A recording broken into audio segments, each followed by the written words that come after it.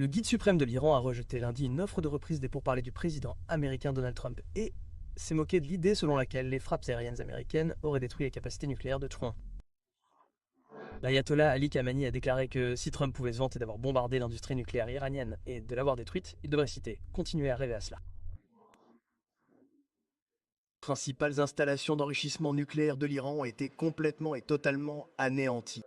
Des bombardiers américains et des avions israéliens ont attaqué des sites nucléaires iraniens lors d'une guerre aérienne de 12 jours en juin dernier. Lundi, Trump a déclaré que frapper les installations nucléaires iraniennes avait contribué à conclure un accord entre Israël et le Hamas. Nous avons éliminé leur capacité nucléaire, ce qui était l'une des plus grandes manœuvres militaires de tous les temps. C'était sans faille, vous l'avez vu. Ces magnifiques B-2, je veux dire, c'était une manœuvre sans faille. La semaine dernière, Trump a déclaré au Parlement israélien ce serait formidable si les États-Unis pouvaient négocier un accord de paix avec lui. Ouais, je vous le dis, ils veulent conclure un accord. C'est tout ce que je fais dans ma vie. Je conclus des accords. Je suis doué pour ça. J'ai toujours été doué pour ça. Et je sais quand ils le veulent. Lundi, KA a répondu, je cite, « Je suis un négociateur. Je veux conclure un accord pour conclure un accord avec l'Iran. Un accord dont l'issue est prédéterminée par l'arrogance n'est pas un accord. L'Iran ne se soumettra pas sous le poids de l'imposition et de la pression. »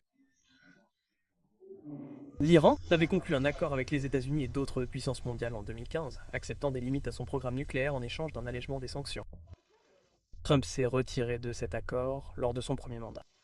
Les puissances occidentales accusent l'Iran d'essayer secrètement de développer une bombe nucléaire par l'enrichissement de l'uranium et voulaient mettre fin à cette activité. Troni cherchait à militariser l'enrichissement, affirmant que le programme a uniquement des fins énergétiques civiles.